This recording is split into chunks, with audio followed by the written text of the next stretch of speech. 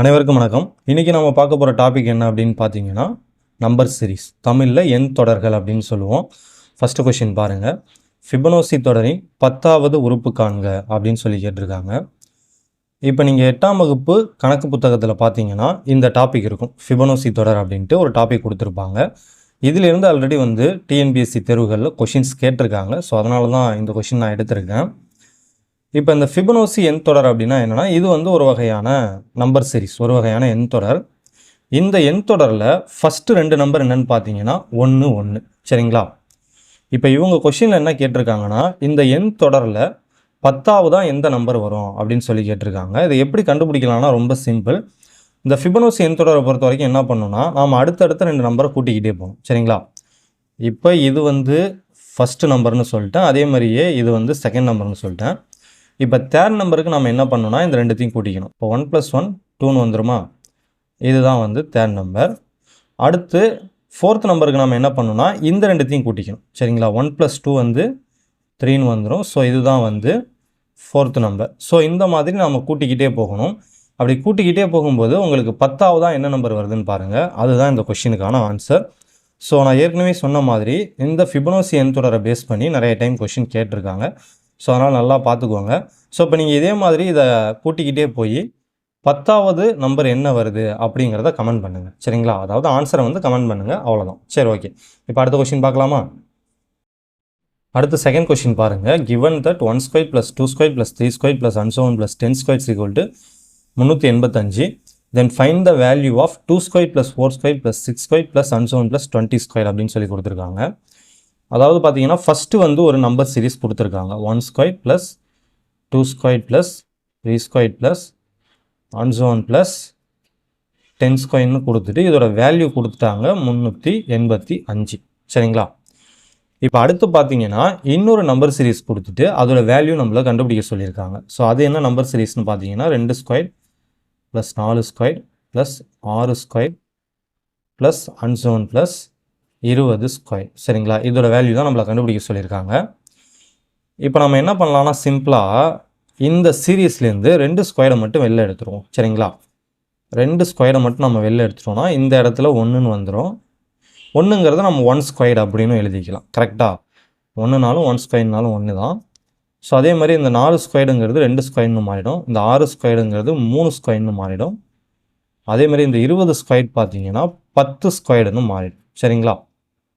So இப்போ பாருங்கள், இந்த 1² + 2² + 3² + and so on + 10² வேல்யூ நமக்கு ஆல்ரெடி கொடுத்துருக்காங்க. 385 அப்படின்னு கொடுத்துருக்காங்க. இப்போ இங்கே பாருங்கள், 2²னா நம்ம 4ன்னு எழுதிக்கலாம். ஸோ இதுக்கு பதிலாக இந்த 385 கொண்டு பெருக்கிக்கலாம். சரிங்களா? ஸோ இப்போ 385 4ஆல் பெருக்கணும்னா 4 5 20க்கு 0 பாக்கி 2, 4 8 32, 32 2ம் 34க்கு 4 பாக்கி 3, 4 3 12, 12 3 15, 1540. 1540. ஸோ அப்போது 2² + 4² + 6² + and so on + 20² வேல்யூ என்ன அப்படின்னு பார்த்தீங்கன்னா 1540. சரிங்களா? ஸோ அடுத்த கொஷின் பார்க்கலாமா? ஸோ அடுத்து இந்த கொஷின் பாருங்கள். 0.40 + 0.43 + 0.46 + and so on + 1 என்ற தொடரின் கூடுதல் காண்க அப்படின்னு சொல்லி கேட்டிருக்காங்க. அதாவது இதோடைய கூடுதல் கேட்டிருக்காங்க. ஸோ இப்போ நமக்கு ஆல்ரெடி தெரியும் கூட்டுத்தொடர் பெருக்குத்தொடர்னு 2 இருக்குது அப்படின்னு நமக்கு தெரியும். இதில் இது கூட்டுத்தொடரா பெருக்குத்தொடரா அப்படின்னு நம்ம ஃபஸ்ட்டு கண்டுபிடிக்கணும். இப்போ கூட்டுத்தொடர்னால் நம்ம எப்படி கண்டுபிடிப்போம்? அடுத்தடுத்த உறுப்புகளுக்கு இடையில் இருக்க வித்தியாசம் சமமாக இருக்கும். இப்போ இதை பார்த்தாலே தெரியுது. இங்கே பார்த்தீங்கன்னா செகண்ட் உறுப்பு 0.43, இது 0.40. அப்போ அதை நம்ம மைனஸ் பண்ணோன்னா என்ன கிடைக்குன்னா 0.03ன்னு கிடைக்குமா? ரைட்டா? ஸோ பாருங்கள், இதில் ரெண்டாவது உறுப்பு 0.43. இதிலிருந்து நம்ம முதல் உறுப்பை மைனஸ் பண்ணோன்னா நமக்கு 0.03 அப்படின்னு கிடைக்கும். அதே மாதிரி மூணாவது உறுப்பு பார்த்தீங்கன்னா 0.46. இதிலிருந்து ரெண்டாவது உறுப்பை நம்ம மைனஸ் பண்ணாலும் அதே தான் கிடைக்கும். சரிங்களா? 6 3 பேசுனா பாக்கி 3, 0, 0.03. ஸோ அப்போ அடுத்தடுத்த உறுப்புகளுக்கு இடையில் இருக்கிற இந்த வித்தியாசம் பார்த்தீங்கன்னா சமமாக இருக்குது. ஸோ அப்போ இந்த தொடர் பார்த்தீங்கன்னா கண்டிப்பாக ஒரு கூட்டுத்தொடராக தான் இருக்கும். சரிங்களா? ஸோ இது ஒரு கூட்டுத்தொடர். இப்போ இந்த கூட்டுத்தொடரில் பார்த்தீங்கன்னா முதல் உறுப்பு கொடுத்துட்டாங்க, 0.40 அப்படின்னு கொடுத்துட்டாங்க. சரிங்களா? முதல் உறுப்பு நம்ம ஏன்னு சொல்லுவோம். ஸோ அது வந்து 0.40 அப்படின்னு கொடுத்துருக்காங்க. அதே மாதிரியே கடைசி உறுப்பும் இருக்குது, எல். சரிங்களா? லாஸ்ட் உறுப்பு எல்னு சொல்லுவோம். அது வந்து 1ன்னு கொடுத்துட்டாங்க. இப்போ இது பார்த்தீங்கன்னா பொது வித்தியாசம், இது வந்து டி வந்து 0.03 அப்படின்னு நமக்கு கிடச்சிருக்கு. சரிங்களா? இப்போ நம்மள என்ன கண்டுபிடிக்க சொல்லியிருக்காங்கன்னா இதோடைய கூடுதல் கேட்டிருக்காங்க. இப்போ நம்ம என் கண்டுபிடிச்சிட்டோன்னா, அதாவது இந்த தொடரில் எத்தனை உறுப்பு இருக்குது அப்படின்னு நம்ம கண்டுபிடிச்சிட்டோன்னா அதை வச்சு நம்ம ஈஸியாக சால்வ் பண்ணிக்கலாம். சரிங்களா? ஸோ இப்போ நம்ம என்ன பண்ணணும்னா என் கண்டுபிடிக்கணும். ஸோ என் கண்டுபிடிக்கிறதுக்கு எந்த ஃபார்முலா யூஸ் பண்ணலான்னா Tn = a + n - 1 × d அப்படிங்கிற இந்த ஃபார்முலாவை நம்ம யூஸ் பண்ணிக்கலாம்.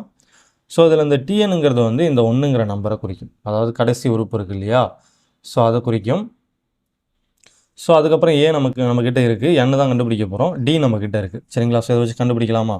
ஸோ அப்போ இங்கே வந்து 1ன்னு வந்துடும். ஏ வந்து 0.40 ப்ளஸ் n-1, டி பார்த்தீங்கன்னா 0.03. சரிங்களா? ஸோ இப்போ அடுத்து பாருங்கள் என்ன பண்ணலாம், இதை இங்கே கொண்டு வரலாமா? ஸோ 1 - 0.40ன்னு வந்துடும். இந்த பக்கத்தில் பார்த்தீங்கன்னா n-1 × 0.03 அப்படின்னு இருக்கும். கரெக்டாக? ஸோ அப்போது இதுலேருந்து இதை மைனஸ் பண்ணோன்னா நமக்கு 0.60ன்னு கிடைக்கும், = n-1 × 0.03 அப்படின்னு கிடைக்கும். இப்போ அடுத்து பார்த்தீங்கன்னா இந்த n-1 மட்டும் இங்கே வச்சுக்கிட்டு இதை இந்த பக்கம் நம்ம கொண்டு வரலாம். ஸோ அப்படி கொண்டு வந்தோம்னா இங்கே வகுத்தலில் வந்துடும். சரிங்களா? 0.60/0.03 அப்படின்னு கிடைக்கும், = n-1 அப்படின்னு கிடைக்கும். ஸோ இப்போ அதை நம்ம வகுக்கலாமா? என்ன பண்ணலாம், ஃபஸ்ட்டு ரெண்டுத்தையும் வந்து 100ஆல் பெருக்கலாமா? ஆமாம், ரெண்டுத்தையும் 100ஆல் பெருக்கணும்னா இங்கே வந்து 60 வந்துடும், கீழே 3 வந்துடும். ஸோ 60/3ன்னு வந்துடும், = n-1ன்னு இருக்கும். ஸோ அப்போ இதை நம்ம கேன்சல் பண்ணோன்னா 20ன்னு கிடைக்கும். இங்கே பார்த்தீங்கன்னா n-1ன்னு இருக்குது இல்லையா, இந்த 1 வந்து இந்த பக்கம் கொண்டு வந்தோன்னா n = 20 + 1 = 21 அப்படின்னு கிடைச்சிடும். ஸோ அப்போ நமக்கு என்னோட வேல்யூவும் கிடச்சிருச்சு 21. ரைட்டுங்களா? ஸோ அப்போ பார்த்தீங்கன்னா நம்மக்கிட்ட ஏவோட வேல்யூ இருக்குது, என்னோடதும் இருக்குது, எல்லும் இருக்குது, டியும் இருக்குது. இப்போது இந்த கூட்டுத்தொடருடைய கூடுதலை கண்டுபிடிக்கிறதுக்கு என்ன ஃபார்முலா அப்படின்னு பார்த்தீங்கன்னா Sn = n/2 × a + l. இப்போ இந்த ஃபார்முலாவில் இந்த வேல்யூஸ் எல்லாம் சப்ஸ்டியூட் பண்ணிங்கன்னா ஆன்சர் வந்துடும். ஸோ சப்ஸ்டியூட் பண்ணி சால்வ் பண்ணி ஆன்சர் என்ன வருது அப்படிங்கிறத கமெண்ட் பண்ணுங்கள். சரிங்களா? ஸோ ரொம்ப சிம்பிள் தான், ஜஸ்ட் இந்த ஃபார்முலாவில் கொண்டு வந்து இந்த வேல்யூஸ் எல்லாம் சப்ஸ்டியூட் பண்ணுங்கள், அவ்வளோதான். சரிங்களா? சரி, ஓகே, அடுத்த கொஷின் பார்க்கலாம். இந்த கொஷின் பாருங்கள். 1³ + 2³ + 3³ + and so on + k³ = 44,100 எனில் 1 + 2 + 3 + and so on + k இன் மதிப்பு காண்க அப்படின்னு சொல்லி கேட்டிருக்காங்க. நம்ம ஏற்கனவே இந்த ஃபார்முலா கிளாஸ் பார்த்தப்பயே இதுக்கும் சரி ஃபார்முலா பார்த்துருப்போம். ஸோ ஃபார்முலா கிளாஸில் நம்ம ஃபஸ்ட்டு வந்து 1 + 2 + 3 + and so on + nன்னு இருந்ததுன்னா இதுக்கு என்ன ஃபார்முலா வரும்னு பார்த்துருப்போம். ஸோ இதுக்கான ஃபார்முலா என்ன அப்படின்னு பார்த்தீங்கன்னா n × n + 1/2. ரைட்டா? ஸோ அதே மாதிரியே க்யூப் பேஸ் பண்ணி வர சீரியஸ்க்கும் ஃபார்முலா பார்த்துருப்போம். 1³ + 2³ + 3³ + and so on + n³. So இந்த மாதிரி இருந்ததுன்னா இதுக்கான ஃபார்முலா என்ன அப்படின்னு பார்த்தீங்கன்னா n × n + 1/2 ஹோல் ஸ்கொயர்டு அப்படின்னு பார்த்துருப்போம். சரிங்களா? அதாவது நார்மலாக வந்து க்யூப் இல்லாமல் நார்மலாக ஒரு நம்பர் சீரியஸ் இருக்குது. சரிங்களா? ஸோ அந்த நம்பர் சீரியஸுடைய கூட்டுத்தொகையை கண்டுபிடிக்கிறதுக்கு நம்ம இந்த ஃபார்முலா யூஸ் பண்ணுவோம்.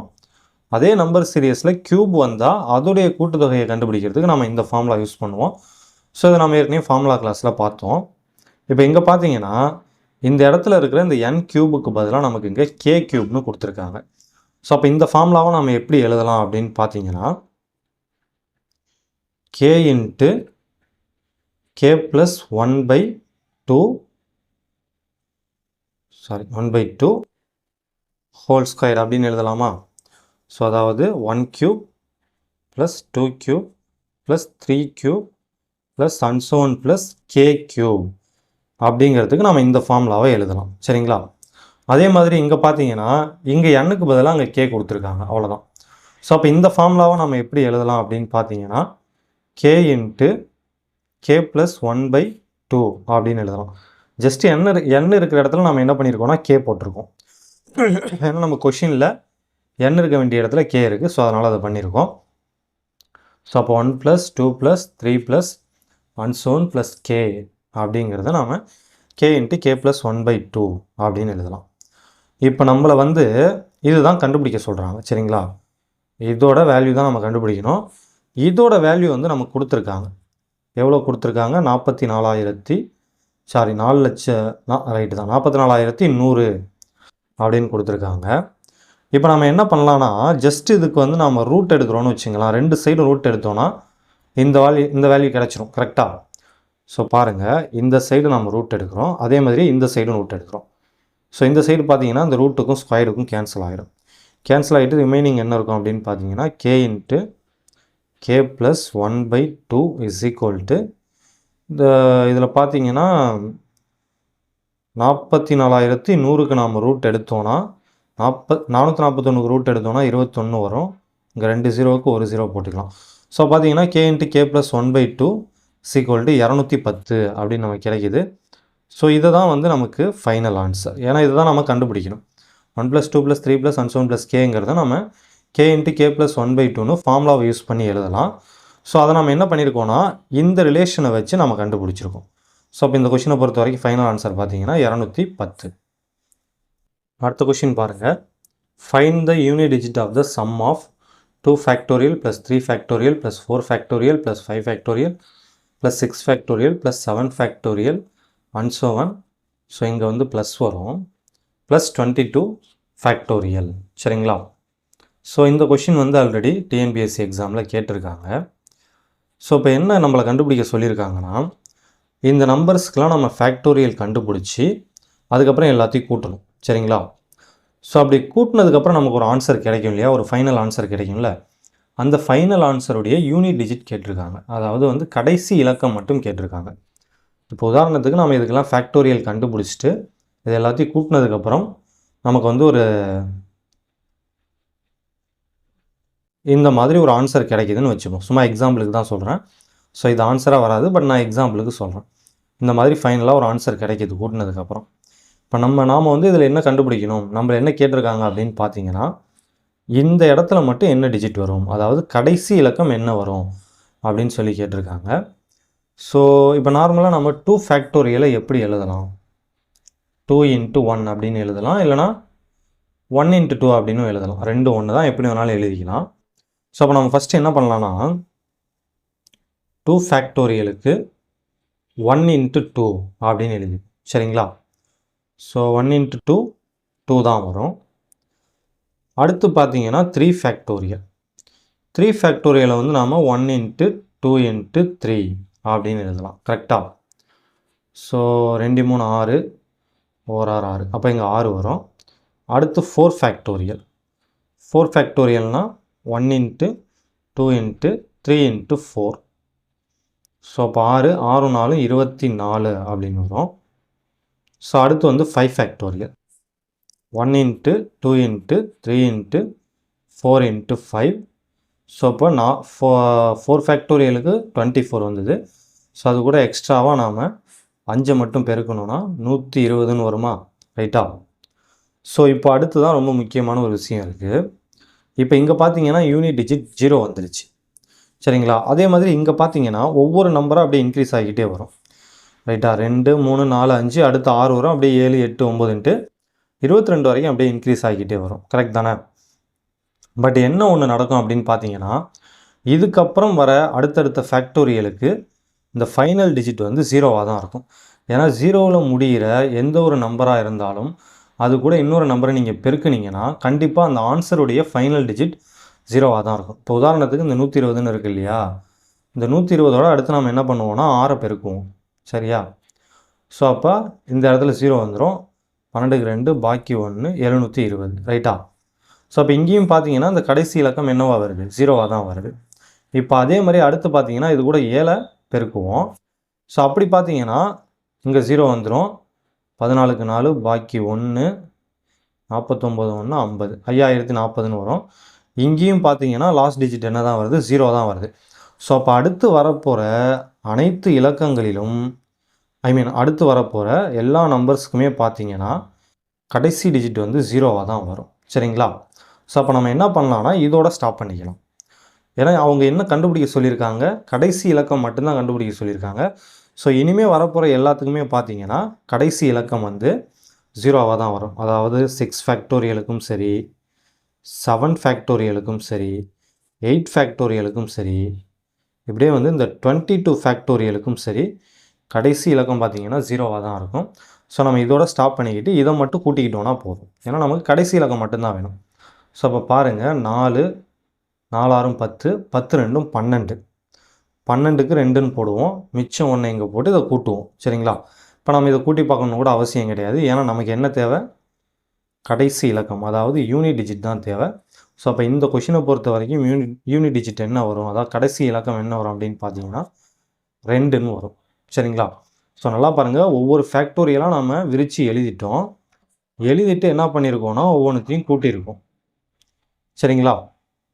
ஸோ அப்படி கூட்டினதுக்கப்புறம் ஒரு கட்டத்தில் என்ன ஆகுதுன்னா இந்த யூனிட் டிஜிட் வந்து 0வாக மாறிடுது ஒரு கட்டத்துக்கு அப்புறம்.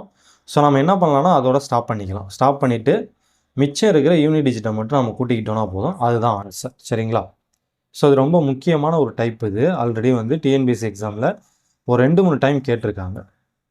அடுத்த கொஷின் பாருங்கள், ஃபைண்ட் த மிஸ்ஸிங் நம்பர் அப்படின்னு சொல்லிட்டு ஒரு 5 நம்பர் கொடுத்துருக்காங்க. 6வது நம்பர் என்ன அப்படின்னு கேட்குறாங்க. 0 2 24 252 3120 அப்படின்னு 5 நம்பர் கொடுத்துருக்காங்க. 6வது நம்பர் என்ன அப்படின்னு கேட்டிருக்காங்க. இப்போ நமக்கு டிஎன்பிஎஸ்சி தேர்வுகளை பொறுத்த வரைக்கும் இந்த மிஸ்ஸிங் நம்பர் இருக்கு இல்லையா, இதில் பார்த்தீங்கன்னா 2 விதமான கொஷின் தான் வந்து அடிக்கடி கேட்குறாங்க. ஒன்று பார்த்தீங்கன்னா பவர்ஸை பேஸ் பண்ணி கேட்குறது. பவர்ஸ்னால் ஸ்கொயரு, க்யூபு இந்த மாதிரி வரும் இல்லையா, இந்த மாதிரி பவர்ஸை பேஸ் பண்ணி கேட்பாங்க. அடுத்து பார்த்தீங்கன்னா ப்ரைம் நம்பர்ஸ். ப்ரைம் நம்பர்ஸ்னால் ஒன்றும் இல்லை, பகா எண்கள் அப்படின்னு தமிழில் சொல்லுவோம் இல்லையா, அதை பேஸ் பண்ணி கேட்பாங்க. இப்போ இந்த கொஷின் பார்த்தீங்கன்னா பவரை பேஸ் பண்ணி தான் கேட்டிருக்காங்க. சரிங்களா? பவர்னால் திரும்பவும் சொல்கிறேன், ஒன்றும் இல்லை. இப்போ 1 power 1, 2 squared, 1000 cube, 555 power 4. So இந்த மாதிரி. சரிங்களா? இந்த மாதிரி பவர்ஸை பேஸ் பண்ணி தான் இந்த கொஷின் இருக்குது. ஸோ இதுக்கு வந்து நீங்கள் தான் ஆன்சர் பண்ண போகிறீங்க. சரிங்களா? ஸோ இந்த கொஷினை ட்ரை பண்ணி பாருங்கள். ட்ரை பண்ணி பார்த்துட்டு அடுத்தது என்ன நம்பர் வருது அப்படிங்கிறத கமெண்ட் பண்ணுங்கள். சரி, ஓகே. அடுத்த கொஷின் பார்க்கலாமா? ஸோ அடுத்து இந்த கொஷின் பாருங்கள், ஃபைண்ட் த மிஸ்ஸிங் நம்பர் அப்படின்னு சொல்லியிருக்காங்க. 4 நம்பர் கொடுத்துட்டு அடுத்த நம்பர் என்ன அப்படின்னு கேட்டிருக்காங்க. இந்த கொஷின் பார்த்தீங்கன்னா பகா எண்களை பேஸ் பண்ணி இருக்குது. சரிங்களா? இந்த கொஷினையும் நீங்கள் தான் சால்வ் பண்ண போகிறீங்க. சால்வ் பண்ணி இதுக்கு என்ன ஆன்சர் வரும் அப்படிங்கிறத கமெண்ட் பண்ணுங்கள். சரிங்களா? பகா எண்கள்னால் என்னென்னு ஆல்ரெடி உங்களுக்கு தெரிஞ்சிருக்கும், நாம் பேசிக் கிளாஸில் கூட எக்ஸ்பிளைன் பண்ணியிருக்கோம். ஸோ பகா எண்களை பேஸ் பண்ணி தான் இந்த கொஷினை வந்து செட் பண்ணியிருக்காங்க. ஸோ இந்த கொஷினை ட்ரை பண்ணி பார்த்துட்டு ஆன்சர் என்ன வருது அப்படிங்கிறத கமெண்ட் பண்ணுங்கள். அடுத்த கொஷின் பார்க்கலாமா? அடுத்து பாருங்கள், இந்த 2 டைப்புமே வந்து நமக்கு ஆல்ரெடி எக்ஸாமில் கேட்டிருக்காங்க. ஸோ என்ன அப்படின்னு பார்த்தீங்கன்னா, இந்த மாதிரி ரூட்டு கொடுத்துட்டு ரூட்டுக்குள்ளே வந்து ஒரே நம்பர் வந்து கண்டினியூவாக வரா மாதிரி கொடுத்துருப்பாங்க. சரிங்களா? ஸோ இதை வந்து இப்படியும் கொடுக்கலாம். அப்படி இல்லைன்னா √9 பாயிண்ட் √9 அண்ட் ஸோ ஒன் இப்படியும் கொடுக்கலாம். அதே மாதிரியே √9 into √9 into and so one இப்படியும் கொடுக்கலாம். அதே மாதிரியே இதுலேயே வந்து ஃபைனலாக இன்ஃபினைட் போட்டும் கொடுப்பாங்க. சரிங்களா? இது எல்லாத்துக்குமே அர்த்தம் ஒன்று தான். ரைட்டுங்களா? சரி, ஓகே. இப்போ இந்த மாதிரி கேட்டால் அதுக்கு என்ன ஆன்சர் அப்படின்னு பார்த்தீங்கன்னா ரொம்ப சிம்பிள். இந்த உள்ள என்ன நம்பர் இருக்கோ அதான் இதுக்கான ஆன்சர். இப்போ இந்த கொஷினை பொறுத்த வரைக்கும் ஆன்சர் என்ன அப்படின்னு பார்த்தீங்கன்னா 9. சரிங்களா? ஸோ அது நம்பருக்கு மட்டும்தான் பொருந்துமா அப்படின்னு கேட்டிங்கன்னா இல்லை. சில நேரத்தில் என்ன பண்ணுவாங்கன்னா ஆல்ஃபபெட் வச்சு கேட்பாங்க. இப்போ உதாரணத்துக்கு √A அப்படின்னு சொல்லிட்டு அன்சோன் அப்படின்னு சொல்லுவாங்க. ஸோ இதுக்கான ஆன்சர் என்னன்னு பார்த்தீங்கன்னா இந்த ரூட்டுக்குள்ளே என்ன இருக்குதோ அதுதான் இதுக்கான ஆன்சர். சரிங்களா? ஸோ நான் ஏற்கனவே சொன்ன மாதிரி இந்த இடத்துல இப்படி புள்ளி வச்சும் கொடுப்பாங்க, அப்படி இல்லைனா இன்ட்டும் போட்டும் கொடுப்பாங்க. அதேமாரி இங்கே ஃபைனலாக இன்ஃபினைட் போட்டும் கொடுப்பாங்க. ஸோ எப்படி கேட்டாலும் ஒரே ஆன்சர் தான். இதுதான் ஆன்சர். சரிங்களா? சரி, ஓகே. அடுத்து இந்த டைப் பாருங்கள். இது வந்து இப்போ ரீசெண்டாக ஒரு டிஎன்பிஎஸ்சி எக்ஸாமில் கேட்டிருந்தாங்க. 2025 நடந்த ஒரு டிஎன்பிஎஸ்சி எக்ஸாமில் கேட்டிருந்தாங்க. ஸோ இங்கே பார்த்தீங்கன்னா வெறும் ரூட் மட்டும்தான் இருக்குது. இங்கே பார்த்தீங்கன்னா க்யூப் ரூட் இருக்குது. இந்த மாதிரி க்யூப் இருந்ததுன்னா நம்ம என்ன பண்ணணும்னா உள்ளே இருக்கிற நம்பருக்கு ஸ்கொயர் எடுத்து எழுதணும், அவ்வளோதான். இப்போ 9க்கு ஸ்கொயர் எடுத்தோன்னா என்ன வரும்? 3ன்னு வருமா? ஸோ இந்த கொஷினுக்கான ஆன்சர் பார்த்தீங்கன்னா 3. ஸோ இந்த கொஷின்லேயும் பார்த்தீங்கன்னா இங்கே இந்த மாதிரி புள்ளி வச்சு கொடுப்பாங்க, இல்லைனா இன்ட்டு போட்டு கொடுப்பாங்க. அதேமாதிரி ஃபைனலாக பார்த்தீங்கன்னா இன்ஃபினைட் போட்டும் கொடுப்பாங்க. சரிங்களா? ஸோ இந்த 2 டைப்புமே நல்லா பார்த்துக்கோங்க. இது அடிக்கடி ரிப்பீட் ஆனது. சரிங்களா? ஸோ அடுத்த கொஷின் பார்க்கலாமா? ஸோ அடுத்து இந்த கொஷின் பாருங்கள். எத்தனாவது கொஷின்? 10வது கொஷினா? ஓகே. √20 + √20 + √20 அண்ட் ஸோன்னு சொல்லிட்டு இதோட வேல்யூ என்னன்னு கேட்டிருக்காங்க. ஸோ இது வந்து 10வது கொஷின். பவரில் 10 இருக்குதுன்னு நினச்சிக்காதீங்க. √20 + √20 + √20 + அண்ட் ஸோன் இதோட வேல்யூ என்னன்னு கேட்டிருக்காங்க. இப்போ இந்த மாதிரி கொஷினை பொறுத்த வரைக்கும் நம்ம நார்மலாக சால்வ் பண்ணோன்னா கொஞ்சம் லேட்டாகும், கன்ஃபியூஸ் ஆகிறதுக்கும் வாய்ப்பு இருக்குது. ஸோ அதனால் இந்த மாதிரி கொஷினை பொறுத்த வரைக்கும் நம்ம என்ன பண்ணலாம்னா ஆப்ஷன்லேருந்து ஆன்சர் கண்டுபிடிக்க ட்ரை பண்ணலாம். எப்படி ஆப்ஷன்லேருந்து ஆன்சர் கண்டுபிடிக்கிறது அப்படின்னு பார்த்தீங்கன்னா, இங்கே இருக்குது இல்லையா, ஆப்ஷன் கொடுத்துருக்காங்க இல்லையா, இந்த ஆப்ஷன் கூட இதுக்கு முன்னாடி இருக்கிற நம்பரை வந்து நாம் என்ன பண்ணணும்னா பெருக்கணும். அப்படி பெருக்கும்போது எந்த ஆப்ஷனில் வந்து இந்த 20ங்கிறது ஆன்சராக கிடைக்குதோ அதுதான் நமக்கான ஆன்சர். சரிங்களா? இப்போ உதாரணத்துக்கு இந்த 4ங்கிற நம்பரை எடுத்துப்போம். 4க்கு முன்னாடி இருக்கிற நம்பர் என்னென்னு பார்த்தீங்கன்னா 3. சரிங்களா? இது ரெண்டுத்தையும் பெருக்குனிங்கன்னா என்ன கிடைக்கும்? 12ன்னு கிடைக்கும். ஆனால் நமக்கு என்ன கிடைக்கணும்னா 20ன்னு கிடைக்கணும். சரிங்களா? ஸோ அப்போ இது ஆன்சராக வராது. இப்போ அடுத்து இதை எடுத்துக்கோங்க. 5. 5க்கு முன்னாடி என்ன நம்பர் இருக்கும்? 4ன்னு இருக்கும். 5 20. ஸோ நமக்கு இந்த கொஷினில் கொடுத்துருக்கிற நம்பர் வந்துடுச்சு. ஸோ இதுதான் கண்டிப்பாக ஆன்சராக இருக்கும். பட் இருந்தாலும் அடுத்து செக் பண்ணிக்கலாம். 20க்கு முன்னாடி இருக்கிற நம்பர் பார்த்தீங்கன்னா 19. 20 19 380ன்னு வரும். பட் நமக்கு வந்து 20ன்னு வந்திருக்கணும். ஸோ இதுவும் ஆன்சராக வராது. அடுத்து பார்த்தீங்கன்னா ஃபைனலாக 3 இருக்குது. 3க்கு முன்னாடி இருக்கிற நம்பர் 2. சரிங்களா? 3 2 6ன்னு வரும். ஆனால் நமக்கு என்ன வரணும்? 20 வரணும். ஸோ இதுவும் ஆன்சர் கிடையாது. இப்போ இந்த கொஷினுக்கான ஆன்சர் என்ன அப்படின்னு பார்த்தீங்கன்னா ஆப்ஷன் பி. ஸோ 5ங்கிறது தான் இந்த கொஷினுக்கான ஆன்சர். ஸோ அப்போது பாசிட்டிவ், ஓகேவா? அதாவது வந்து ப்ளஸ்ஸில் வந்தால் நம்ம என்ன பண்ணோன்னா ஆப்ஷனில் இருக்கிற ஒவ்வொரு நம்பர் கூடயும் அதுக்கு முன்னாடி இருக்கிற நம்பரை கூட்டிக்கணும். சரிங்களா? ஸோ ப்ளஸ்னால் என்ன? பாசிட்டிவ்னு சொல்லாமா? ப்ளஸ்னால் பாசிட்டிவ்னு வச்சுப்போம். ஸோ பாசிட்டிவாக இருக்கிறவங்க எப்போதுமே என்ன பண்ணுவாங்க? வாழ்க்கையில் முன்னோக்கி போகணும்னு நினைப்பாங்க. சரிங்களா? வாழ்க்கையில் முன்னோக்கி போகணும் அப்படின்னு நினைப்பாங்க. சும்மா இது ஒரு வந்து நம்ம ஞாபகம் வச்சுக்கிறதுக்காக சொல்கிறேன். ப்ளஸ்னால் பாசிட்டிவ்னு ஞாபகம் வச்சுக்கோங்க. பாசிட்டிவாக இருக்கிறவங்க வாழ்க்கையில் முன்னோக்கி போவாங்க அப்படின்னு வச்சுக்கோங்க. இந்த முன்னோக்கிங்கிறது எதுக்குன்னா ஆப்ஷனில் இருக்கிற நம்பரோட அதுக்கு முன்னாடி உள்ள நம்பரை பெருக்கணும். சரிங்களா? ஆப்ஷனில் கொடுத்துருக்கிற நம்பர்ஸோடு என்ன பண்ணணும்? அதுக்கு முன்னாடி இருக்கிற நம்பர்ஸை பெருக்கணும். ஸோ அதுக்காக தான் இந்த முன்னோக்கி அப்படிங்கிற ஒரு ஷார்ட்கட்டை நம்ம கிரியேட் பண்ணுறோம். சரிங்களா? ஸோ இப்போ இதுலேயே பார்த்தீங்கன்னா மைனஸ் வச்சு கேட்பாங்க. ஸோ அது எப்படின்னு அடுத்து பார்க்கலாம். அடுத்து இந்த கொஷின் பாருங்கள். இந்த கொஷினும் வந்து போன கொஷின் மாதிரி தான். அங்கே வந்து இடையில ப்ளஸ் இருந்தது, இங்கே மைனஸ் இருக்குது, அவ்வளோதான். சரிங்களா? ஸோ இந்த கொஷினை எப்படி சால்வ் பண்ணலாம் அப்படின்னு பார்த்தீங்கன்னா, அங்கே வந்து நம்ம என்ன பண்ணோன்னா ஆப்ஷன்லேருந்து தான் ஆன்சர் கண்டுபிடிச்சோம். என்ன பண்ணோன்னா ஆப்ஷனில் இருக்கிற நம்பரோட அதுக்கு முன்னாடி இருக்கிற நம்பரை வந்து நம்ம பெருக்கணும். கரெக்டாக? இங்கே என்ன பண்ண போகிறோம்னா ஆப்ஷனில் இருக்கிற நம்பரோட அதுக்கு அடுத்து வர நம்பரை வந்து பெருக்க போகிறோம். சரிங்களா? இப்போ உதாரணத்துக்கு 20ன்னு இருக்குது. 20க்கு அடுத்து பார்த்தீங்கன்னா 21. ஸோ 20 21 420ன்னு கிடைக்குமா? ஆனால் நமக்கு என்ன கிடைக்கணும்னா உள்ளே இருக்கிற இந்த நம்பர் கிடைக்கணும். ஸோ அப்போ இது வந்து ஆன்சராக வராது. அடுத்து இந்த நம்பர் எடுத்துக்கோங்க. 5. 5க்கு அடுத்த நம்பர் பார்த்தீங்கன்னா 6. 5 30. பட் நமக்கு என்ன வரணும்? 20 வரணும். ஸோ இதுவும் ஆன்சராக வராது. அடுத்து பார்த்தீங்கன்னா இங்கே 4 இருக்குது. 4க்கு அடுத்த நம்பர் பார்த்தீங்கன்னா 5. 4 5 20. ஸோ நமக்கு கொஷினில் கொடுத்துருக்கிற நம்பர் வந்து வந்துடுச்சு. ஸோ அப்போ டெஃபினட்டாக இந்த கொஷினுக்கு பார்த்தீங்கன்னா இந்த 4 தான் ஆன்சராக இருக்கும். சரிங்களா? ஸோ இடையில ப்ளஸ் வந்தால் நம்ம என்ன பண்ணணும்? ஆப்ஷனில் இருக்கிற நம்பரோட அதுக்கு முன்னாடி இருக்கிற நம்பரை வந்து பெருக்கணும். ஓகேவா? முன்னால் உள்ள நம்பர் அப்படின்னு வச்சுக்கோங்க. இதே மைனஸ் வந்ததுன்னா இந்த ஆப்ஷனில் கொடுத்துருக்கிற நம்பர் கூட அதுக்கு அடுத்த நம்பரை கூட்டிக்கணும். அடுத்த நம்பரை பெருக்கிக்கணும். சரிங்களா? ஸோ இந்த 2 டைப்புமே வந்து ஆல்ரெடி வந்து டிஎன்பிஎஸ்சி தேர்வுகளில் நிறைய டைம் கேட்டிருக்காங்க. ஸோ நல்லா பார்த்து வச்சுக்கோங்க. அடுத்த கொஷின் பாருங்கள். ஒரு சினிமா அரங்கின் முதல் வரிசையில் 20 இருக்கைகளும் மொத்தம் 30 வரிசைகளும் உள்ளன. அடுத்தடுத்த ஒவ்வொரு வரிசையிலும் அதற்கு முந்தைய வரிசையை விட 2 இருக்கைகள் கூடுதலாக உள்ளன. கடைசி வரிசையில் எத்தனை இருக்கைகள் இருக்கும் அப்படின்னு சொல்லி கேட்டிருக்காங்க. அதாவது ஒரு சினிமா தேட்ரு இருக்குது, சரிங்களா? அந்த தேட்டரில் பார்த்தீங்கன்னா ஃபஸ்ட்டு ரோ இருக்கும் இல்லையா, இதுதான் ஃபஸ்ட் ரோன்னு வச்சுங்க. இதில் 20 சீட் இருக்குது. இந்த மாதிரி மொத்தம் பார்த்தீங்கன்னா 30 ரோ இருக்குது, சரிங்களா? இப்போ இதான் 30வது ரோ அப்படின்னு வச்சுக்கணும்.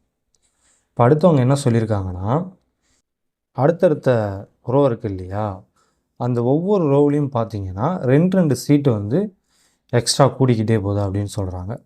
அதாவது இப்போ ஃபஸ்ட் ரோவில் 20னா அடுத்த ரோவில் பார்த்தீங்கன்னா 22, அதுக்கு அடுத்த ரோவில் 24 சீட் இருக்கும், அதுக்கு அடுத்த ரோவில் 26 சீட் இருக்கும். ஸோ அப்படியே 2 ரோவாக இன்க்ரீஸ் ஆகிட்டே போகுது. ஸோ இதே மாதிரியே எது வரைக்கும் போகுது, 30 ரோ வரைக்கும் போகுது, சரிங்களா? ஸோ நல்லா பார்த்துக்கோங்க, 30ங்கிறது ரோ, சரிங்களா? இங்கே உள்ளதெல்லாம் சீட்டு. இது 20 சீட்டு, 22 சீட்டு, 24 சீட்டு, 26 சீட்டு. ஸோ இது வந்து ஃபஸ்ட்டு ரோ. ஸோ ரோ வந்து நம்ம பாக்ஸில் போட்டுப்போம். இது செகண்ட் ரோ, இது தேர்ட் ரோ, இது ஃபோர்த் ரோ, இது ஃபிஃப்த் ரோ, இது சிக்ஸ்த் ரோ. ஸோ இந்த மாதிரி மொத்தம் 30 ரோ இருக்கும், சரிங்களா? இப்போ நம்ம என்ன கேட்டிருக்காங்கன்னா, இந்த 30வது ரோ இருக்கு இல்லையா, அதாவது கடைசி ரோ, இதில் எத்தனை சீட் இருக்கும் அப்படின்னு சொல்லி கேட்டிருக்காங்க. ஸோ இப்போ ஃபஸ்ட் ரோவில் பார்த்தீங்கன்னா 20 சீட் இருக்குது, ரெண்டாவது ரோவில் 22 சீட் இருக்குது, மூணாவது ரோவில் 24 சீட் இருக்குது. ஸோ இப்படியே போனால் இந்த 30வது ரோவில் எத்தனை சீட் இருக்கும் அப்படின்னு சொல்லி கேட்குறாங்க. ஸோ அது பார்த்தாலே தெரியுது, இது வந்து கூட்டுத்தொடர். ஏன் கூட்டுத்தொடர்? அடுத்தடுத்த உறுப்புகளுக்கு இடையில் இருக்கிற வித்தியாசம் சமமாக இருக்குது. அதாவது இப்போ ரெண்டாவது உறுப்பிலிருந்து முதல் உறுப்பை மைனஸ் பண்ணோன்னா 2ன்னு கிடைக்கும். அதே மாதிரி மூணாவது உறுப்பிலிருந்து ரெண்டாவது உறுப்பை மைனஸ் பண்ணாலும் 2ன்னு தான் கிடைக்கும். ஸோ அப்போ இந்த வித்தியாசம் வந்து சமமாக இருக்குது, சரிங்களா? ஸோ அப்போ இது கூட்டுத்தொடர். இப்போ இந்த கூட்டுத்தொடரில் தான் நம்ம என்ன பண்ணணும்னா 30வது உறுப்பு என்ன அப்படின்னு கண்டுபிடிக்கணும், சரிங்களா? சரி, ஓகே. இதுக்கு நம்ம என்ன ஃபார்முலா யூஸ் பண்ணலாம் அப்படின்னு பார்த்தீங்கன்னா, Tn = a + n - 1 × d. இந்த ஃபார்முலாவை நம்ம இதுக்கு யூஸ் பண்ணலாம். ஸோ இந்த Tn தான் நம்ம கண்டுபிடிக்கணும். ஏங்கிறது பார்த்தீங்கன்னா 20, ஏன்னா முதல் உறுப்பு. ஸோ ஏங்கிறது 20, n வந்து 30, சரிங்களா? ஏன்னா 30வது உறுப்பு தான் என்னென்னு நம்ம கண்டுபிடிக்க போகிறோம். ஸோ இப்போ இந்த என்னங்கிறது என்னென்னு பார்த்தீங்கன்னா 30, அடுத்து டிங்கிறது 2. இந்த பொது வித்தியாசம் இருக்குது இல்லையா, அதுதான் வந்து நம்ம டின்னு சொல்லுவோம். ஸோ இப்போ இந்த வேல்யூவெல்லாம் இதில் சப்ஸ்டியூட் பண்ணி சால்வ் பண்ணிங்கன்னா ஆன்சர் வந்துடும். ஸோ சால்வ் பண்ணி பார்த்துட்டு ஆன்சர் என்ன வருது அப்படிங்கிறத கமெண்ட் பண்ணுங்கள், சரிங்களா? ஸோ அடுத்த கொஷின் போகலாமா? அடுத்த கொஷின் பாருங்கள். பிரியா தனது முதல் மாத வருமானமாக ரூ. 15,000 ஈட்டுகிறார். அதன் பிறகு ஒவ்வொரு ஆண்டும் அவரது மாத வருமானம் ரூபாய் 1,500 உயர்கிறது. அவளுடைய முதல் மாத செலவு ரூபாய் 13,000 மற்றும் அவளது மாதாந்திர செலவு ஒவ்வொரு ஆண்டும் ரூபாய் 900 உயர்கிறது. பிரியாவின் மாதாந்திர சேமிப்பு ரூபாய் 20,000 அடைய எவ்வளவு காலமாகும் அப்படின்னு சொல்லி கேட்குறாங்க. ஸோ இப்போ என்ன சொல்ல வராங்கன்னா, ஃபஸ்ட்டு பாருங்கள், பிரியான்னு ஒருத்தவங்க இருக்காங்க, அவங்களுடைய ஃபஸ்ட்டு மந்த் சேலரி பார்த்தீங்கன்னா 15,000 ரூபாய், சரிங்களா? ஸோ முதல் மாத சம்பளம் 15,000 ரூபாய். அதே மாதிரியே முதல் மாத செலவு பார்த்தீங்கன்னா 13,000 ரூபாய். ஸோ இதுலேருந்து நம்ம என்ன புரிஞ்சிக்கலாம்னா, அவங்க வந்து ஃபஸ்ட்டு மாதம் ஒரு 2,000 ரூபாய் வந்து சேமிச்சிருக்காங்க அப்படின்னு புரிஞ்சிக்கலாமா? ஏன்னா 15,000 ரூபாய் சம்பளமாக வாங்குகிறாங்க, 13,000 ரூபாயை வந்து செலவு பண்ணிடுறாங்க. அப்போ மிச்சம் 2,000 ரூபாயை என்ன பண்ணியிருக்காங்க, அவங்க சேவ் பண்ணி வச்சுருக்காங்க, சரிங்களா? 2,000 ரூபா சேவ் பண்ணியிருக்காங்க. இப்போ அடுத்து பாருங்கள், இங்கே ஒரு பாயிண்ட் இருக்குது, இங்கே ஒரு பாயிண்ட் இருக்குது. இங்கே என்ன சொல்லியிருக்காங்கன்னா, ஒவ்வொரு வருஷமும் அவங்களுடைய மாத வருமானம் 1,500 ரூபா வந்து இன்க்ரீஸ் ஆகுதான், சரிங்களா? இப்போ உதாரணத்துக்கு ஃபஸ்ட்டு வருஷம் வந்து அவங்களுக்கு 15,000 ரூபா சம்பளம், ரெண்டாவது வருஷம் இது கூட ஒரு 1,500 ரூபா சேர்ந்து 15,000 + 1,500 சேர்ந்து 16,500 மாறுது. ரைட்டா? அதே மாதிரியே அவங்களுடைய செலவும் என்ன ஆகுதுன்னா $900 இன்க்ரீஸ் ஆகுது. ஒவ்வொரு வருஷமும் அவங்களுடைய செலவும் $900 இன்க்ரீஸ் ஆகுது. இப்போ ஃபஸ்ட்டு வருஷம் பார்த்தீங்கன்னா $13,000 செலவு பண்ணியிருக்காங்களா, அதுக்கு அடுத்த வருஷம் பார்த்தீங்கன்னா அது கூட ஒரு $900 சேர்த்து செலவு பண்ணுறாங்க. அதாவது $13,900 செலவு பண்ணுவாங்க. ஸோ நம்ம சிம்பிளாக என்ன பண்ணலான்னா, அவங்களுக்கு இன்க்ரீஸ் ஆகிற அமௌண்ட்டு பார்த்தீங்கன்னா $1,500. சரிங்களா? இன்க்ரீஸ் ஆகிற அமௌண்ட்டு $1,500. இந்த $1,500 அவங்க என்ன பண்ணிடுறாங்கன்னா $900 செலவு பண்ணிடுறாங்க. ஏன்னா $900ங்கிறது என்ன எக்ஸ்ட்ரா செலவு. ஃபஸ்ட்டு $13,000 செலவு பண்ணுறாங்க. அதுக்கப்புறம் பார்த்தீங்கன்னா ஒவ்வொரு வருஷமும் $900 வந்து செலவு பண்ணிட்டே போகிறாங்க. ஸோ அப்போ $1,500 இன்க்ரீஸ் ஆகுது. அதில் என்ன பண்ணிடுறாங்கன்னா $900 செலவு பண்ணிடுறாங்க. அப்போ மிச்சம் $600 இருக்கும். இந்த எக்ஸ்ட்ரா இருக்கிற இந்த $600 என்ன பண்ணுவாங்கன்னா, அவங்க ஆல்ரெடி ஒரு $2,000 சேமிக்கிறாங்க இல்லையா, அது கூட இதையும் ஆட் பண்ணிப்பாங்க. ஸோ அப்போ ஃபஸ்ட்டு பார்த்தீங்கன்னா $2,000 சேமிக்கிறாங்க. அதுக்கு அடுத்த வருஷம் பார்த்தீங்கன்னா $2,600 சேமிப்பாங்க. அதுக்கு அடுத்த வருஷம் பார்த்தீங்கன்னா $3,200 சேமிப்பாங்க. ஸோ இது இப்படியே போய்கிட்டு இருக்கும். ஸோ இப்படி போகும்போது எந்த வருஷம் அவங்க $20,000 சேமிப்பாங்க அப்படின்னு தான் நம்மளை கண்டுபிடிக்க சொல்லியிருக்காங்க. சரிங்களா? ஸோ ரொம்ப சிம்பிள் தான். இப்போ பார்த்தீங்கன்னா இது வந்து ஒரு கூட்டுத்தொடர் மாதிரி இருக்கும். ஏன்னா அதோட வித்தியாசம் பார்த்தீங்கன்னா 600. சரிங்களா? ஸோ அப்போ இதுலேயும் நாம் என்ன கண்டுபிடிக்கணும்னா என்னன்னு கண்டுபிடிக்கணும். எத்தனையாவது வருஷம் அப்படிங்கிறத நம்ம கண்டுபிடிக்கணும். ஸோ கண்டுபிடிக்கணும். கண்டுபிடிக்க நம்ம என்ன ஃபார்முலா யூஸ் பண்ணலாம் அப்படின்னு பார்த்தீங்கன்னா TN = A + n-1 × D இந்த ஃபார்முலா தான் யூஸ் பண்ணோம். ஸோ இதில் இந்த TNங்கிறது வந்து இந்த கடைசியாக அவங்க சொல்லியிருக்கிற இந்த $20,000. ரைட்டுங்களா? ஸோ நமக்கு தெரியும் முதல் உறுப்பு வந்து $2,000. ஸோ அடுத்து தான் நம்ம கண்டுபிடிக்கணும். D பார்த்தீங்கன்னா $600. ஸோ இந்த கொஷினில் பொறுத்த வரைக்கும் ரொம்ப ரொம்ப முக்கியமான விஷயம் என்னென்னா, இந்த கான்செப்ட் வந்து உங்களுக்கு புரியணும். அவங்களுடைய சம்பளம் ஒவ்வொரு வருஷமும் $1,500 இன்க்ரீஸ் ஆகுது. அதே சமயம் அவங்க என்ன பண்ணுறாங்கன்னா செலவையும் இன்க்ரீஸ் பண்ணிடுறாங்க $900. ஸோ அப்போ அது போக அவங்க பார்த்தீங்கன்னா $600 வந்து மிச்சம் பண்ணுவாங்க. ஆல்ரெடி வந்து அவங்க $2,000 மிச்சம் பண்ணுறாங்க. அது கூட இந்த $600 சேர்த்துக்கணும். சரிங்களா? ஏன்னா ஃபஸ்ட்டு வந்து அவங்களுடைய சம்பளம் $15,000 இருக்குது, செலவு $13,000 இருக்குது. ஸோ இதில் தான் பார்த்தீங்கன்னா எவ்வளோ இன்க்ரீஸ் ஆகுது, $1,500 இன்க்ரீஸ் ஆகுது. அதேமாதிரி இந்த 13,000 கூட $900 சேர்ந்துருது. ரைட்டா? இப்போ இது ரெண்டுத்தையும் நீங்கள் மைனஸ் பண்ணி பார்த்தீங்கன்னா உங்களுக்கு எவ்வளோ வரும், $2,600 வரும். அதை தான் நம்ம இங்கே எழுதியிருப்போம். அதேமாதிரி அடுத்தடுத்த வருஷத்துக்கு இது போகும். சரிங்களா? ஸோ இந்த மாதிரி போட்டு கண்டுபிடிக்காமல் நான் ஸ்ட்ரைட்டாக என்ன பண்ணியிருக்கேன்னா இந்த மாதிரி இந்த 600 ப்ளஸ் பண்ணி எழுதியிருக்கேன். ஸோ இதை வந்து சால்வ் பண்ணி பாருங்கள், என்ன ஆன்சர் வருது அப்படின்ட்டு கமெண்ட் பண்ணுங்கள். இந்த கொஷின் பாருங்கள். ஒரு எந்திரத்தின் தற்போதைய மதிப்பு ₹40,000 மற்றும் ஒவ்வொரு வருடமும் அதன் மதிப்பு 10% குறைகிறது. 6வது வருடத்தில் இயந்திரத்தின் தோராய மதிப்பை காண்க அப்படின்னு சொல்லி கேட்டிருக்காங்க. இப்போது ஒரு மெஷின் இருக்குது. அந்த மெஷினோட பிகினிங் வேல்யூ என்னன்னு பார்த்தீங்கன்னா $40,000. சரிங்களா? அதாவது அட் ப்ரெசண்ட்டில் அதோட மதிப்பு வந்து $40,000. அதுக்கப்புறம் என்ன சொல்லியிருக்காங்கன்னா ஒவ்வொரு வருஷமும் அதோட மதிப்பு வந்து 10% குறையுதான்.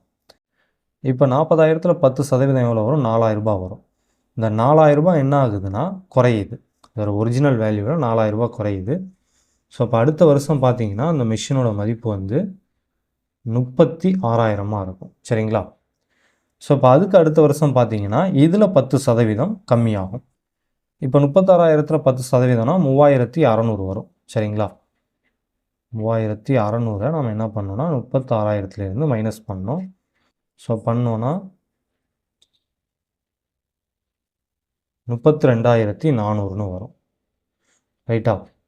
ஸோ இப்போ இந்த மாதிரி 10% வந்து ஒவ்வொரு வருஷமும் குறைஞ்சிக்கிட்டே போகுது. 6வது வருஷத்தில் அந்த எந்திரத்துடைய மதிப்பு என்ன அப்படின்னு கேட்டிருக்காங்க. ஸோ நார்மலாக நம்ம இதை சிம்பிளாக வந்து இதே மாதிரியே 10% குறைச்சிக்கிட்டே போய் எழுதணுன்னா 6வது வருஷம் என்ன வருது அப்படின்னு கண்டுபிடிச்சிடலாம்.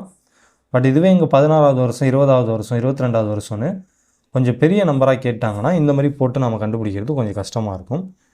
ஸோ அதனால் நம்ம என்ன பண்ணலான்னா இந்த கொஷினை பொறுத்த வரைக்கும் பெருக்கு தொடரை வச்சு நம்ம ஆன்சர் பண்ணலாம். சரிங்களா? பெருக்கு தொடரில் ஆன்சர் பண்ணலாம். ஸோ பெருக்கு தொடரை பொறுத்த வரைக்கும் என்னாவது உறுப்பு கண்டுபிடிக்க ஃபார்முலா என்ன அப்படின்னு பார்த்தீங்கன்னா SN = a r power n minus 1 அப்படிங்கிறது. சரிங்களா? ஸோ இப்போ நம்ம இங்கே எதுக்காக இந்த ஃபார்முலா எடுக்கிறோம் அப்படின்னு பார்த்தீங்கன்னா, 6வது வருஷத்தில் எந்திரத்தோட மதிப்பை நம்ம கண்டுபிடிக்கணும். அதாவது இந்த தொடரில் 6வதா என்ன நம்பர் வரும் அப்படின்னு கண்டுபிடிக்கணும். சரிங்களா? அவ்வளோதான்.